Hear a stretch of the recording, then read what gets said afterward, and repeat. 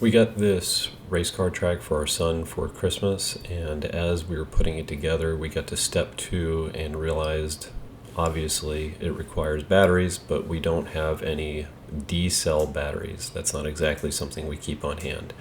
So what do? We realize that we're not going to get them in time to play with them that day, so hardwire it. And here's what it looks like after it's hardwired.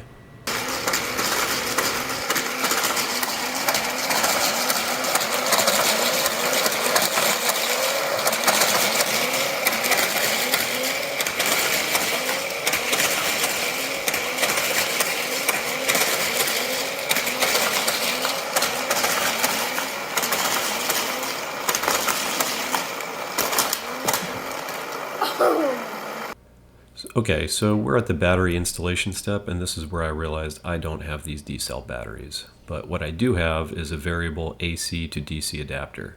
And this is going to be extremely straightforward to wire this up using the adapter.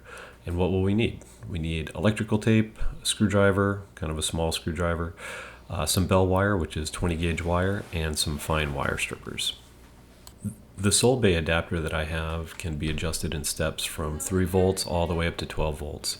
Even though D-cell batteries are large, they still put out 1.5 volts each, so we need to set the dial to 6 volts total. That's 4 D-cell batteries at 1.5 volts each. I didn't record myself stripping the bell wire, but you should strip the terminal block side to about 1/4 inch long and strip the other end to about 1/2 inch long. The terminal block only allows a small amount of the wire to be clamped down, and you don't want any of the wire hanging out.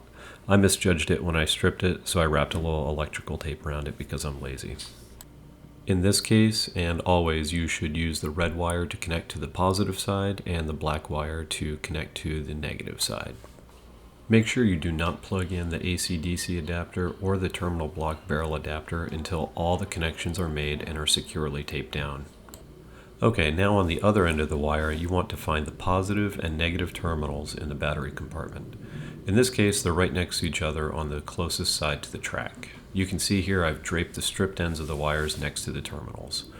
This battery compartment had just enough space behind the terminal to pinch the wire, which is perfect. Tuck the exposed wire behind the terminals and tape it down with some electrical tape. Now enjoy your unlimited power and see what those crashing cars can do.